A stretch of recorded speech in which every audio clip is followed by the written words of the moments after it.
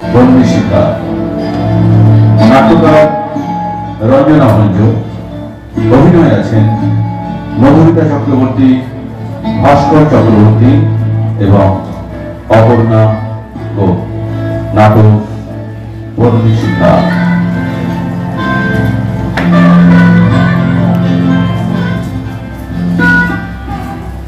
দীপা, দীপা। হ্যাঁ যাই মা। কি ব্যাপার, কি করছিলে? আজ কালী পুজো, সবার বাড়িতে আলো দিয়ে সাজানো, অথচ দেখো আমাদের বাড়িতে এখনো আলো লাগানোই হয়নি। তাই আমাদের বাড়িতে আলো লাগানো হয় না, কারণ বাড়তি অপচয়। তাছাড়া তাছাড়া তাছাড়া কি মা, একটা উৎসবের দিন, দিল্লিতে আমরা কত মজা করে এই দিনটা দিল্লিতে থাকলেই পারতে, কলকাতায় এলে কেন? এলাম কারণ আমি চেয়েছিলাম এবারে উৎসবের দিনগুলো তুমি বাপি তোমাদের সাথে কাটাতে। দুর্গা পুজোয় আসতে চাইলাম, তুমি বললে তোমরা থাকছো না। মাত্র দুদিনের ছুটিতে কলকাতায় এলে তোমার হতোটা কি? আর তাছাড়া তাছাড়া তাছাড়া উফ, মা তোমার এই তাছাড়া শব্দটা শুনতে শুনতে না আমি ক্লান্ত বোধ করি। ছোটবেলা থেকে হস্টেলে থেকেছি, কলেজে পড়তে চাইলাম রেসিডেন্সিতে, তুমি বললে ল কলেজে অ্যাডমিশন নিতে। দিল্লির কলেজের অনেক নাম, হ্যাঁ সব কিছুই তুমি আমার উপর চাপিয়ে দিয়েছো। আচ্ছা মা বলো তো, আমার ভালো লাগা নিয়ে বা বাপির ভালো লাগা নিয়ে কি কোনো ভেবেছো? ল পাস করেছো কত বছর? 2 বছর। এর মধ্যে কতগুলো কেস লড়েছো? অ্যাসিস্ট্যান্ট হিসাবে 1.5 বছর। তারপর আমি সেটাই জিজ্ঞেস করছি, নিজে কটা কেস করেছো? 7টা। জিতেছো কটায়? 7টাতেই জিতেছি। Very good.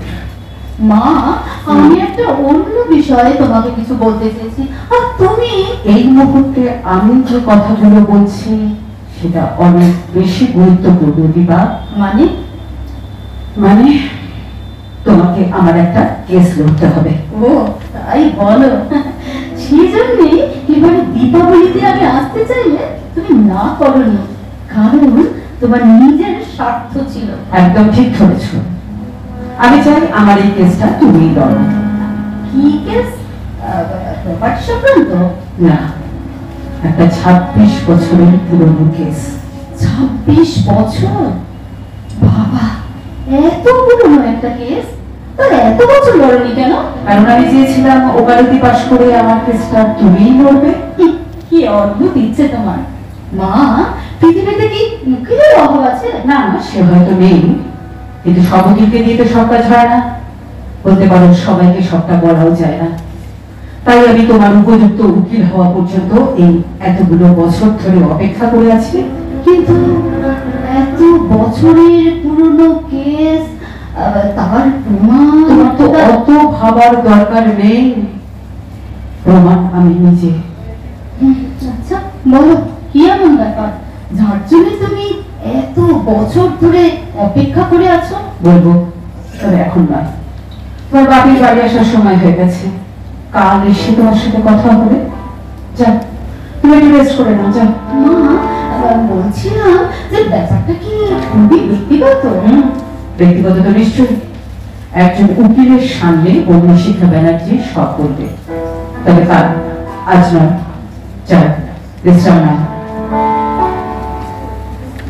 মা আমি প্রস্তুত, বলো কি বলতে চাও?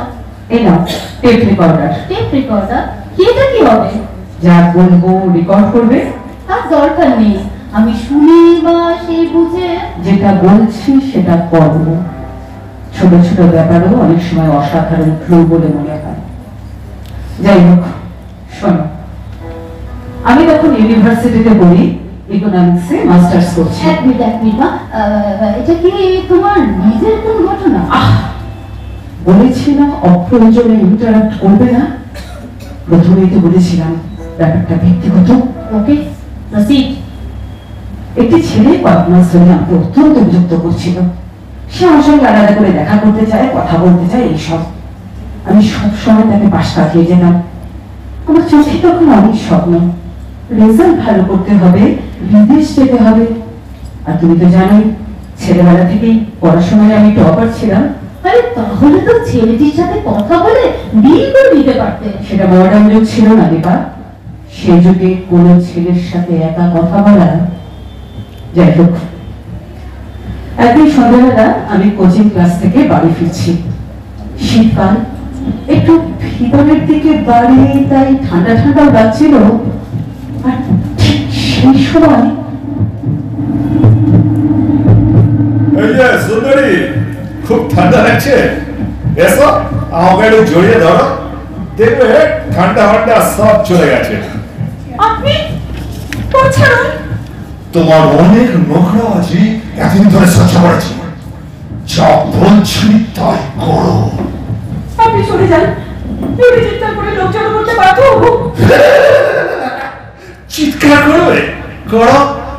এই শীতের রাতে সবাই দরজা জানলা বন্ধ করে ঘরে আছে, কেউ তোমার ডাক শুনতে পাবে না। আমি আপনার পায়ে পড়ি, আমাকে ছেড়ে দিন। দেখানো করো না, যা বলছি তাই করো। না, তবে এই লোকেশ, মুখটা চেপে ধর তো।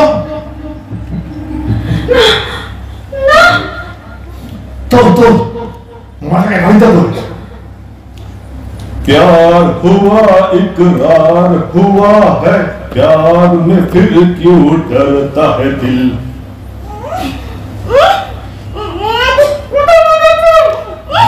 मुख চেপে থাক, একদম ছাড়বি না, এই সালকে বিশ্বাস নেই। ব্যাস ব্যাস, দাঁড়া দাঁড়া দাঁড়া, নে মাথাকে নামা। আমাকে কোথায় নিয়ে এলেন? আপনি দয়া করুন, আমাকে ছেড়ে দেন। ভালোবেসে অনেকবার প্রেমের প্রস্তাব দিয়েছিলাম, তোমার মনে ধরেনি, তাই তো জোর করতে হলো সোনা। আপনি আপনি আমার থেকে বয়সে অনেক বড়, নিজেকে কখনো আয়নায় দেখেছেন? আপনার সাথে আমার কিছুতে কোনো মিল আছে? কি বললি? রূপে খুব দেমাক না, আজ দেমাক আমি ছুটিয়ে দেব। আপনি আপনি কি করবেন? এই লোকেশ, হাতুর ঘাড়ে দুদিকে বেঁধে দে। কি করতে চাইছেন আপনি? দেখুন, রাত হয়ে গেছে, বাড়িতে সবাই চিন্তা করছে। প্লিজ আমাকে ছেড়ে দিন। এই লোকেশ, ওর মুখে একটা লিঙ্গ প্রস্তাব লাগাতো, মালটা বড্ড কপচাচ্ছে। এই, এবার তুই ঘর থেকে যা। আর শোন, কারো ফুল সজ্জার আড়ি পাতে নেই, যা বেরো। কে প্রথম কাছে এসেছি। উফ, সুন্দরী, মানতেই হবে ভগবান অনেক যত্ন নিয়ে তোমায় বানিয়েছে। আরে এই সৌন্দর্যে সাত পাঁচ জন্মেই তো এতদিন ছটফট ছটফট করে মরেছি। তুই কেন বুঝতে না বললি? কেন এত দেওয়া দেখাতে? তাই তো এই কাজটা আমাকে করতে হলো সোনা।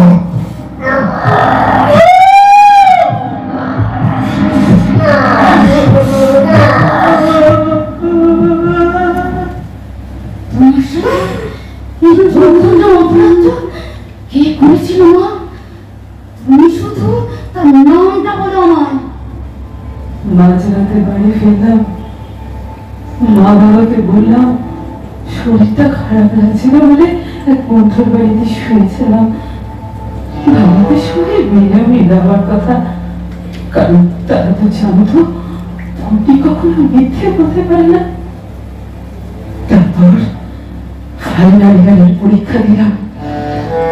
ইউনিভার্সিটির ভর্তি শিক্ষা বেড়াচ্ছি, একদিন উপলব্ধি করলো তার শরীরে কিছু পরিবর্তন।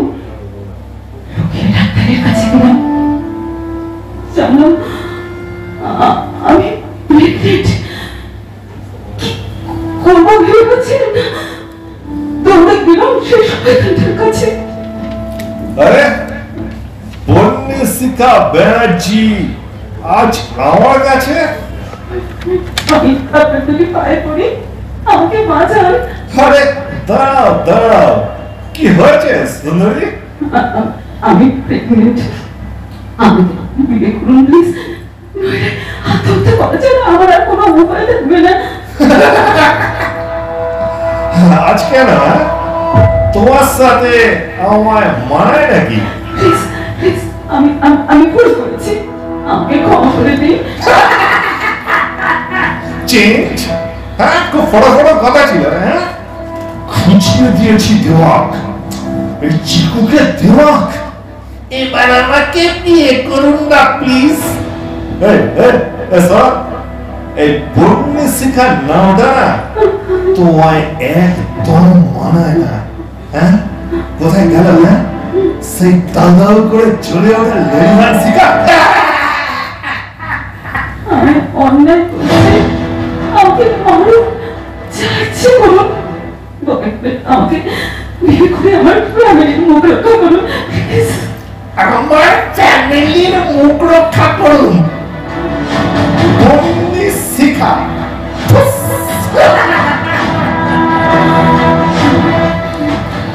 মা, ভাবি সব জানে? দিদা, দাদু? তোর দিদা দাদু জেনেছিল আমি কারোর সাথে প্রেম করে পালিয়েছিলাম। আর বাপি, মানে বাপির সাথে তোমার রিলেশনটা আবার পরে, মানে কিভাবে? আচ্ছা দীপা, তোমার কখনো মনে আসেনি তোমার বাপির সাথে আমার কোনো বিষয়ে কোনো মিল নেই?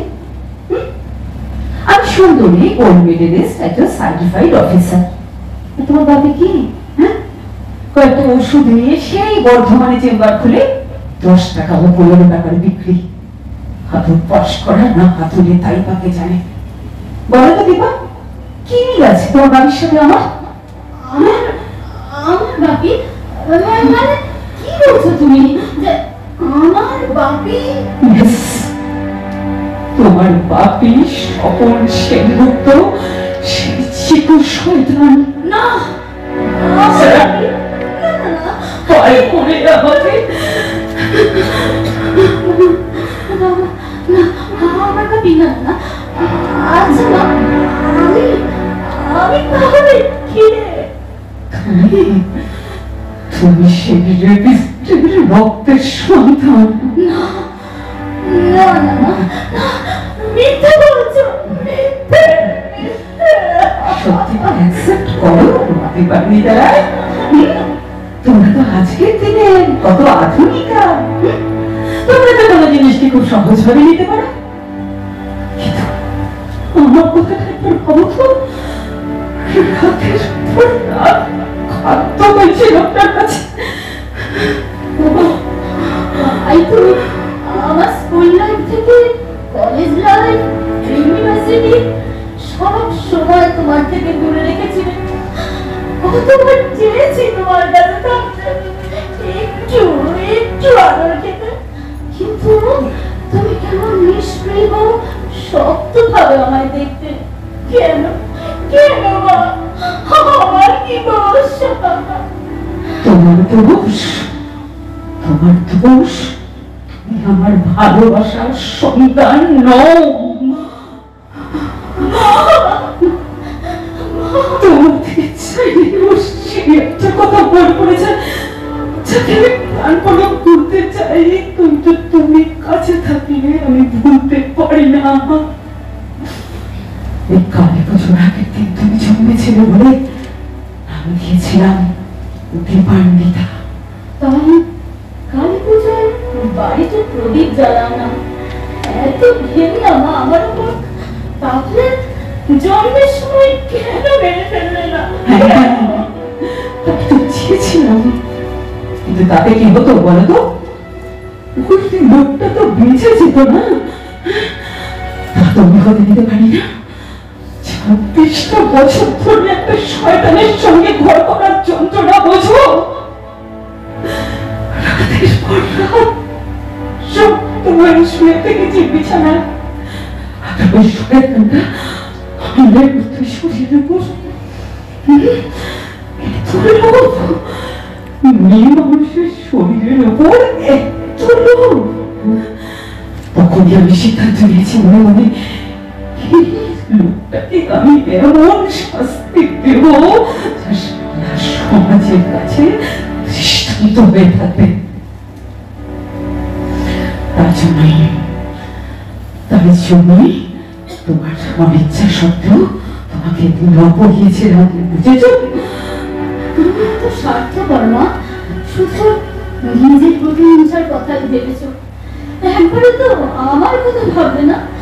আমি আমি নোংরা সত্যটাকে নিয়ে সারা জীবন কিভাবে চলবো? আমি যদি 26 বছর ধরে এই যন্ত্রণা নিয়ে চলতে পারি, তুমি কেন পারবে না? আর তাছাড়া আমি তো একজন উকিলের সাথে কথা বলছি বলে জানতাম, আমার মেয়ের কথা এখানে আসছে কেন তাই তো বুঝতে পারছি না। মা, তুমি এত কঠিন, আমার জন্য এতটুকু কষ্ট। আমার জবানবন্দি শেষ, তুমি এবার ঘরে যেতে পারো। বন্নি, বন্নি, বন্নি, দীপা, এই দীপা, কি হয়েছে বাপি? এই তোর মা দরজা খুলছে না, অনেকক্ষণ ধরে ডাকছি। কাল বললো যে আমি আজ একা শোবো, কিছু অফিসিয়াল কাজ আছে তো তো আমি শুতে চলে গেছি। তোর মা ড্রয়িং রুমে শুয়েছিল, সকাল থেকে দেখছি দরজা বন্ধ, খুলছে না কেন রে? ওই দেখি। মা, মা, মা, ও মা, দরজাটা খোলো। মা, মা, বাপি, বাপি, মনে হয় দরজাটা ভাঙতে হবে। হ্যাঁ, কি বলছিস? মা, মা, মা, মা, তুমি কি করলে মা? তুমি কি করলে? বলি, এসব কি হলো? কেন? আমি তো কিছু বুঝতে পারছি না।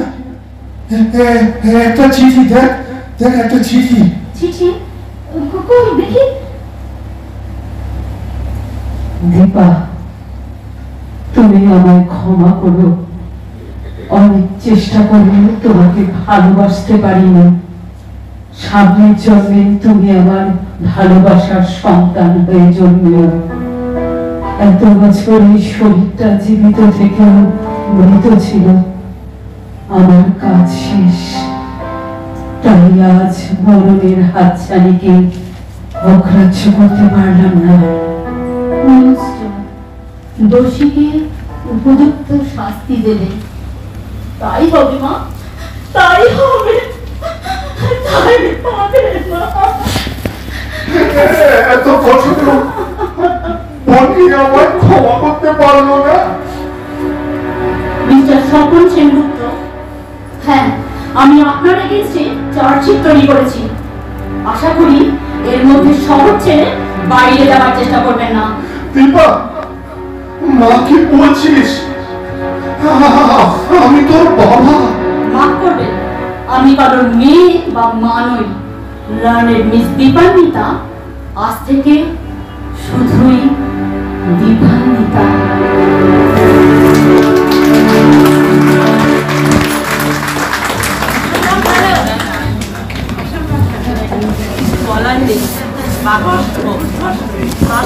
অসাধারণ অভিনয়।